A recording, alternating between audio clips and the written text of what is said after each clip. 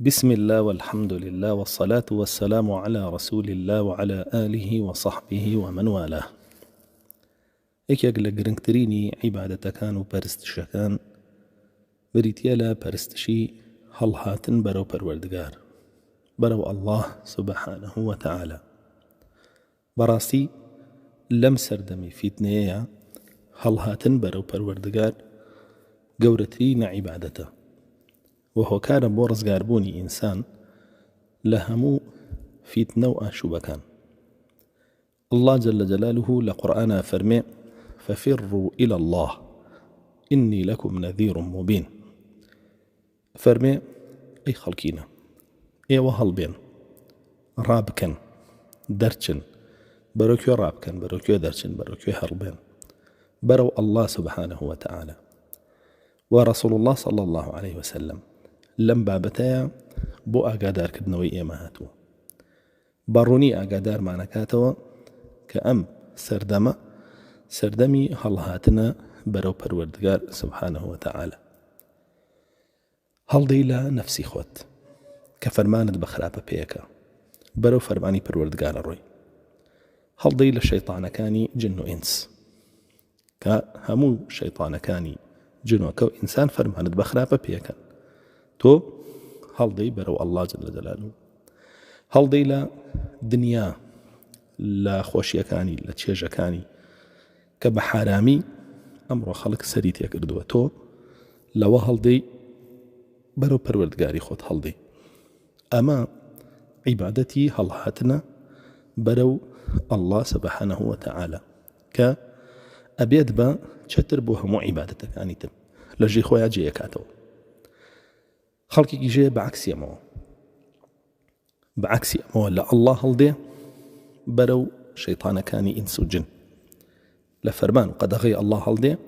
ڕوئەکاتە فەرمان و قەدەغەکانی شەیطانەکانی ئینس و جن.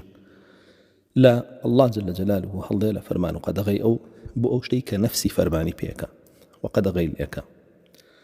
لە الله جل جلاله هەڵدێ لە فەرمان و قەدەغەی الله جل جلاله بۆ فەرمان و قەدەغەی دنیا، حەزەکانی جوانیەکانی خۆشیەکانی.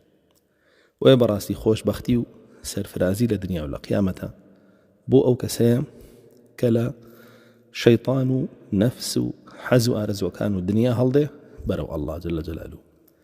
و دۆڕان تیاچوون فەوتان بۆ ئەو کەسەیە کە بەڕاستی لە الله جل جلاله هەڵدێ بۆ ئەوانی تر. رسول الله صلى الله عليه وسلم لفرموديك فرمي كل الناس يغدو، همو كسي إلا كبياني خلصي برو كسابة الروا، برو تجارة الروا، برو بابلين خوف روشتن الروا. فبائع نفسه كسانك معناها نفسي خويا نفروشن، فمعتقوها خوي أفروش بأ الله جل جلاله برو پروردگاری أروا برو تجارت لقل أوروا نفسي خوي بيفرشه، چونك إن الله اشترى من المؤمنين أنفسهم وأموالهم بأن لهم الجنة. الله جل جلاله نفسه مالي إيمان داراني كري وليان لبران بربهشتا. أما كواي كرد أبوش يوا الرجاري بسراهات برو الله جل جلاله هالهات ونفسي خوي بوفرشت. رسول الله صلى الله عليه وسلم فرمي معتقوها أو نفسي خوي رزقار كردو لا عقل وخستويتي خوشيها هتا ايوا كبهشتكيتي سبحانه وتعالى. وفرمي فبائع نفسه كسيك كشمانه نفسي خوي فروشي بلا مو بقوها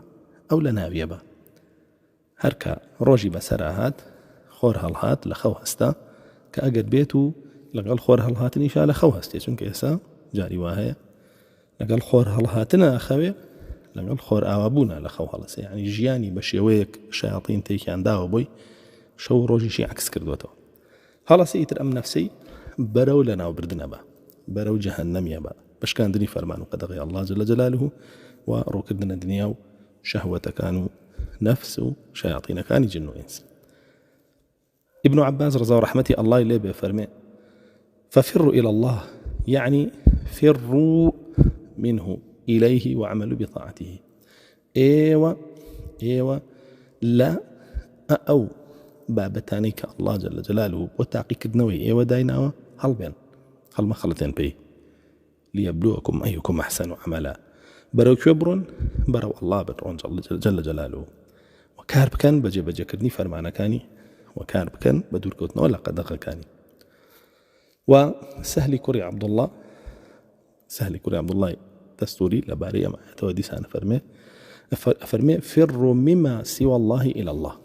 فروا مما سوى الله إلى الله يوا هلبين لجقل الله بولاي الله يعني هرشتك ك لبرامبر قدغ وفرماني الله يا أوستيته ولا بردمتانا يودور كونولي أجر باوكتانا أجر دايكتانا خشتانا براتانا أجر مالو سروت السامانا أجر حزو ناونا وبانغا أجر دنيا أجر هرشتك هي دس برداري من برو پروردگاري خوتان برون بويا أجر وانا كان إني لكم نذير مبين أو رسول الله صلى الله عليه وسلم هاتوا إنزاري كردون أجر وانا كان دو شاري سزاب رسول الله صلى الله عليه وسلم لا شيء أقدر معنا كاتو لا شكاندني أوه بيتو بيشكيني نم ياسا دو شاري سزابين أجرم عبادة قبول لكن دو شاري سزابين وإمام طبري فرمي واجب لسرهم إنسانه واجب لسرهم إنسانه برو پروردگاري هلبه وهر شتێک کە ڕێگری ئەکا هەر شتێک کە ڕێگری ئەکا لەوەی کە بەرەو پەروەردگاری بڕوا لە بەردەم خۆیان لای بەرێ ئەوانەی کە ڕێگری ئینسانەکەن بەرەو پەروەردگاری هەڵبێ و لێی نزیک بێتەوە و پارێزراو بێ لەوانەی کە لە ناوی ئەبەن سێشتن یەکەمیان شیرک واکا لە ئینسان نەتوانێ بەرەو ئەڵڵا بڕوا دووەمیان بیدعە واکا لە ئینسان نەتوانێ بەرەو ئەڵڵا بڕوا سێمیان تاوانە فسقة أي جوا كالوي كإنسان مسيرتي بولاي پروردگاري خاو بيتو عرقليتي بكوي أتواني بتحقيق توحيد بجي كدني توحيد مسألة شرك وكفر بخيت درو برو الله بروي وأتواني بتحقيق السنة وشوان كوتني رسول الله صلى الله عليه وسلم لقل خلفاء كانوا صحابة كاني بهمان شوا بدعت لجانب كي تدرو خيرات البروي وأشتواني بتحقيق توبة هر تاوانێک کە کرد ڕاستەوخۆ تەوبە بکەیت و نەچیتەوە سەرەو تاوانە تۆ ڕاستەوخۆ بەرەو الله جل جلاله بڕۆیت و ڕێگاکەت بۆ تەخت بێ و لە هەمان کاتیشا ڕۆشنەکەت خێرا بێ بۆ ئاگاداری خۆت بە لە سزای الله هەڵبێ وەکو ئیمامی طەبەریە فەرمێ بۆ ڕەحمەتی لە سزای الله هەڵبێ بە ئیمان هێنان پێی و بە ئیمان هێنان بە شەریعەتەکەی و جێبەجێکردنی برو رحمتك كبهشتكيتي الله جل جلاله لزور بيئتك يعني قرآن فرمي سارعوا إلى مغفرة سابقوا إلى جنة توبة لم هلهات نشاء أصلا خيرابي بزور بخير عبري حتى وكو رزقاري بي لو همو آفاتانيك نبي توبرو خوان برنو داغلي جهنم بكن وبراسي وانيك برو الله جل جلاله هەڵدێن أو عبادة جێبەجێکەن ئەوانن کە ڕزگاریانە بێ لە ئاگر برو بەهەشتەڕن فمن زحزح عن النار وادخل الجنة فقد فاز هەر کەسێ ڕزگاری ببێ لە ئاگر و بەرەو بەهەش ببرێ و بخرێتە ناو بەهەشتەوە ئەوە بەڕاستی براوەیە لە دنیا و لە قیامەتە ئاگاداری خۆت بە پێش ئەوەی ڕۆژێک بێ کە ڕۆژی قیامەتە لەوێ بڵێ ئەینە المەفەڕ بڵێ بروكو هالمم كلا لا وزر إلى ربك إذن المستقر كلوي هر أبي بقريته بردم الله وهر أبي محاسبة بكري وهر أبي لسرك الدار كانت شايستي تشيت بيد بدري ويا رسول الله صلى الله عليه وسلم لزور بي دعاء كان يفرمو لا ملجأ ولا منجا منك إلا إليك أي پروردگار بيفرمو سر أنجام وقرانا وهرب ولايتو ناتوانين رزقار من به